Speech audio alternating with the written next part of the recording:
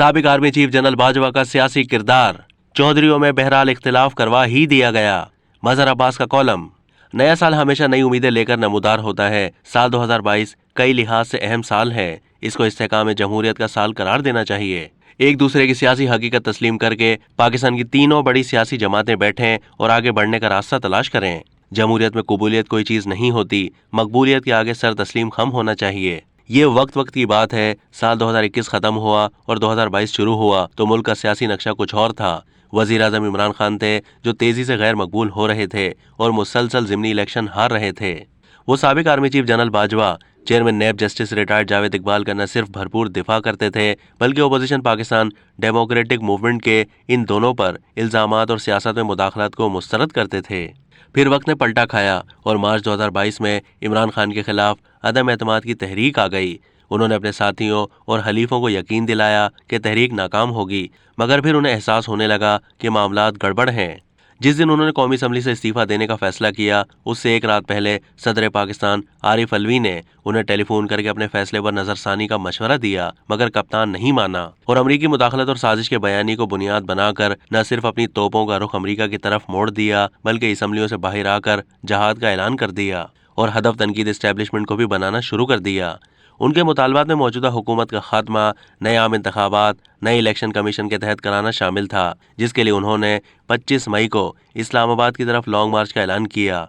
इस पूरे अमल से पाकिस्तान तहरीक इंसाफ जो अब तक सन 2021 में गैर मकबूलियत में तेजी से ऊपर जा रही थी, उसे ब्रेक लग गया और मकबूलियत का गिराफ ऊपर जाने लगा। ये वो मरहला था जब पीडीएम के एक हल्का अहबाब में, जिनमें खुद साबिक वजीर आजम नवाज शरीफ शामिल थे, ये फैसला हुआ कि इलेक्शन में जाना चाहिए, हुकूमत चलाना मुश्किल है। चंद दिन पहले सदर पाकिस्तान आरिफ अलवी साहब से एक निशिस्त में गुफ्तगू करते हुए अंदाजा ही नहीं, तस्दीक भी हो गई कि अगर इमरान खान 25 मई के लॉन्ग मार्च को मौखर कर देते तो नए इलेक्शन पर समझौता होने जा रहा था। अब पीडीएम की जमातें अपनी सियासी नाकामियों को सियासी कीमत अदा करने से ताबीर करती हैं। हालांकि अदम एतमाद की तहरीक कामयाब होने के बाद अगर एक अबूरी हुकूमत के तहत नए इलेक्शन हो जाते तो आज हुक्मरान इत्तेहाद इंतखाबात से राह फरार इख्तियार ना कर रहा होता। वो अप्रैल में बहुत बेहतर पोजीशन में थे। एक और बात जो साल 2022 में अब साबित है, वो साबिक आर्मी चीफ जनरल बाजवा का सियासी किरदार है। इमरान खान साहब आधा सच बोल रहे हैं जब वो अपने आप को बेख्तियार वजीर आजम और जनरल बाजवा पर मुसलसल मुदाखलत का इल्जाम आयद करते हैं। नैब और इलेक्शन कमीशन पर जानिबदारी का। मैंने आरिफ अलवी साहब से पूछा कि अगर ये सारे इल्जाम दुरुस्त हैं और इमरान खान को काम नहीं करने दिया जा रहा था, हर चीज में मुदाखलत हो रही थी, तो क्या कभी वजीर आजम ने उन्हें बरतरफ करने का इंदिया दिया? मियाँ साहब ने सही या गलत कम अज कम जनरल जहांगीर करामत को बुलाकर सवाल तो उठाया, जिस पर उन्हें इस्तीफा देना पड़ा। जनरल परवेज मुशर्रफ को बरतरफ कर दिया। अलवी साहब का जवाब था, नहीं, ऐसा ख्याल कभी नहीं आया। ये बात भी अब साबित है कि 2018 में जनरल बाजवा ने ही इलेक्शन में इमरान खान की हुकूमत बनाने में मदद की। चेयरमैन सेनेट सादिक संजरानी के खिलाफ अदम एतमाद नाकाम करवाने में मदद की, तो पूरा सच शायद यही है कि इमरान खान को अगर वजीर आजम के ओहदे से हटाने में जनरल बाजवा का किरदार है तो उन्हें इस मनसब पर बिठाने में भी उन्हीं का किरदार है।